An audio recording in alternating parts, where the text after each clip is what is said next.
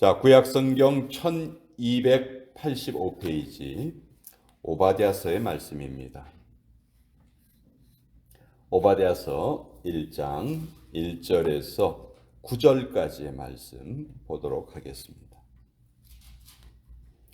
오바댜서 1절부터 9절까지의 말씀입니다. 같이 읽습니다. 시작. 오바댜의 묵시라. 주 여호와께서 에돔에 대하여 이와 같이 말씀하시니라. 우리가 여호와께로 말미암아 소식을 들었나니 곧 사자가 나라들 가운데 보내심을 받고 이르기를 너희는 일어날지어다. 우리가 일어나서 그와 싸우자 하는 것이니라. 보라, 내가 너를 나라들 가운데 매우 작게 하였으므로 네가 크게 멸시를 받느니라. 너의 마음의 교만이 너를 속였도다. 바위 틈에 거주하며 높은 곳에 사는 자여, 네가 마음에 이르기를 누가 능히 나를 땅에 끌어내리겠느냐 하니 네가 독수리처럼 높이 오르며 별 사이에 깃들일지라도 내가 거기에서 너를 끌어내리리라. 여호와의 말씀이니라. 혹시 도둑이 내게 이르렀으며 강도가 밤중에 내게 이르렀을지라도 만족할 만큼 훔치면 그치지 아니하였겠느냐. 혹시 포도를 따는 자가 내게 이르렀을지라도 그것을 얼마쯤 남기지 아니하였겠느냐. 내가 어찌 그리 망하였는고. 에서가 어찌 그리 수탈되었으며 그 감춘 보물이 어찌 그리 빼앗겼는고. 너와 약조한 모든 자들이 다 너를 쫓아 변경에 이르게 하며 너와 화목하던 자들이 너를 속여 이기며 내 먹을 것을 먹는 자들이 내 아래 함정을 파니 내 마음에 지각이 없음이로다. 여호와의 말씀이니라. 그날에 내가 에돔에서 지혜 있는 자를 멸하며 에서의 산에서 지각 있는 자를 멸하지 아니하겠느냐. 드마나 내 용사들이 놀랄 것이라. 이로 말미암아 에서의 산에 있는 사람은 다 죽임을 당하여 멸절되리라. 하나님의 말씀입니다. 아멘. 이 오바댜서는 에돔의 멸망을 예언한 책입니다. 이 에돔은 에서의 후손입니다. 이삭에게 두 아들이 있었죠. 쌍둥이 두 아들이 있었습니다. 형이 에서고 동생이 야곱이었죠. 근데 이 에서의 후손은 에돔이란 나라를 이루고 이 야곱의 후손은 이스라엘이란 나라를 이루죠. 그러니까 에돔과 이스라엘은 형제 국가입니다. 근데 이 형제 국가였던 에돔이 유다가 멸망당할 때 아주 못된 짓을 합니다. 바벨론을 도와줬고요. 또 바벨론이 예루살렘 성을 함락시킬 때 옆에서 그것을 부추기고 잘했다 막 축하하고 그런 행동을 했습니다. 그러니까 가장 열심히 이스라엘을 도와줘야 할 에돔이 그 당시에 가장 나쁜 역할을 했었던 것이죠. 그러니까 우리가 일본의 국권을 빼앗길 때 친일파 역할을 했던 사람들이 있잖아요. 그 사람들이 지금도 우리나라 사람들에게는 정말 어떻게 보면 미움의 대상이죠. 애증의 대상인데 그 에돔이란 나라가 바로 그런 역할을 했던 거예요. 그래서 이 오바댜는 유다가 멸망당할 때 활동했던 선지자인데 유다의 멸망을 보면서 그때 그 에돔이 잘못한 것을 지금 지적하고 에돔 역시 멸망당할 것이다. 그러나 이스라엘은 지금 잠시는 망한 것처럼 보이지만 하나님께서 다시 우리 이스라엘은 되살려 주실 것이고 에돔은 영영이 망할 것이다. 이런 예언을 합니다. 성경에서 보면 하나님이 야곱은 사랑하시고 에서는 미워하였다. 이런 표현이 나와요. 둘 다 하나님이 지으신 피조물인데 왜 에서를 미워하시고 야곱을 사랑하신다고 하셨을까? 이것은 어떤 사람들을 지칭한 말이 아니고 에서로 대표되는 육의 사람들, 하나님을 알지 못하고 자기 힘을 믿고 살아가는 사람들, 그런 사람들을 성경에서는 에서로 표현을 해요. 반면에 야곱은 자기의 연약함을 깨닫고 하나님께 무릎 꿇고 하나님의 도움을 구하는 자들, 그러니까 영적인 사람들을 대표하는 사람이 야곱이에요. 그래서 이 야곱과 에서가 비교가 될 때 성경은 그런 이중적인 그런 의미를 가진다 하는 것을 알고 이 오바댜서를 읽으면 우리가 훨씬 더 이해하기가 쉽습니다. 자, 이 오바댜는요, 전혀 어떤 인물인지 우리가 알지 못해요. 그냥 1절에 보면 오바댜의 묵시라 이렇게 되어 있어요. 뜻이 오벳이라는 말이 종이란 뜻이거든요. 뒤에 야자가 붙으면 여호와를 의미해요. 그러니까 이름의 뜻이 여호와의 종, 그런 뜻이에요. 여호와의 종이라는 이름을 가진 오바댜. 그 당시에 오바댜라는 이름은 아주 흔한 이름이었습니다. 어느 한 사람만 가지고 있는 이름이 아니고 많은 사람들이 가지고 있었던 이름이다. 자, 이 1절에 주 여호와께서 에돔에 대하여 이와 같이 말씀하시니라. 지금 에돔에 대한 예언의 말씀인데요. 한마디로 에돔을 약하게 하시겠다, 심판하시겠다, 멸망시키시겠다, 그렇게 말씀하세요. 근데 그 결정적인 이유가 이제 3절에 나와 있습니다.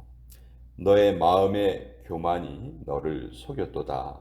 바위 틈에 거주하며 높은 곳에 사는 자여, 내가 마음에 이르기를 누가 능히 나를 땅에 끌어내리겠느냐 하니. 이 에돔이 살고 있는 지역이 성경에는 세일산이라고도 표현되어 있는데요. 아주 천혜의 요새의 지역입니다. 지금 요르단에 가면 페트라라는 지역이 있죠. 바로 그 지역이에요. 그 지역 가보면은 정말 와, 어떻게 사막 한가운데 이런 지형이 있을까 우리가 놀라게 되죠. 거기가 이제 절벽으로 뒤덮여 있고 또 높은 곳에서 아래를 내려다볼 수 있고 또 통하는 길 자체가 너무 좁아서요. 군대들이 이른다 할지라도 그 길로 많은 군대가 갈 수가 없는 거예요. 그러니까 방어를 하는 사람 측면에서는 너무 쉬워요. 길을 딱 막아버리고 위에서 활을 쏜다든지 위에서 공격을 하면 이 밑으로 들어오는 사람들이 그것을 당해낼 수가 없었죠. 자, 그러니까 이런 아주 천혜의 요새 지역에 살고 있었기 때문에 에돔이 계속 교만해집니다. 누가 우리나라를 건드릴 것인가? 누가 우리를 이래라 저래라 할 수 있을 것인가? 그 마음에 교만이 잘못되었다는 것이죠. 사실 이 지리적인 조건은요, 하나님의 복이라고 할 수 있어요. 지리적인 조건을, 좋은 조건을 가지고 있는 게 결코 잘못이 아니죠. 우리가 열심히 일을 해서 또 여유 있게 사는 거, 그거 전혀 잘못 아닙니다.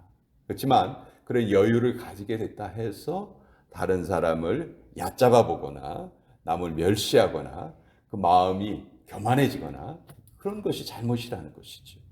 에돔도 지리적인 그런 천혜의 조건을 가지고 있었다면 하나님이 우리에게 이런 좋은 조건을 주셨구나 하고 감사를 해야 되는데 그런 마음은 다 없어져 버리고 하나님을 인정하지 않고 교만해졌다는 것이죠.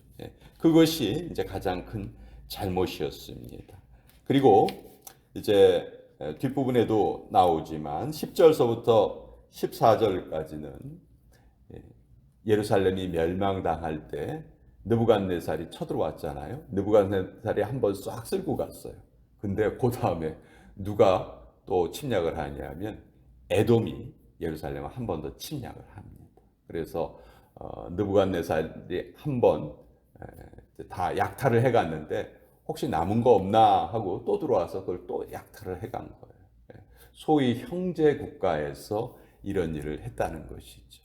자, 하나님께서는 하나님의 백성을 공격하는 자를 결코 하나님께서 가만 놔두지 않으시고 벌하시겠다 말씀하십니다. 그리고 17절서부터 21절까지는 황금의 5구절이다 이렇게 불려요. 황금의 5구절. 이 5구절이 이스라엘이 다시 회복될 것이고 또 이스라엘로 대변되는 하나님을 믿는 백성들, 하나님을 경외하는 백성들이 궁극적으로 복을 받을 것이다. 그것을 예언해 주는 예언이거든요. 그래서 유대인들은 지금도 이 오바댜서의 17절부터 21절까지를 황금의 5구절이다. 그렇게 생각하고 이 구절을 아주 자기들이 사랑하고 그렇게 하죠.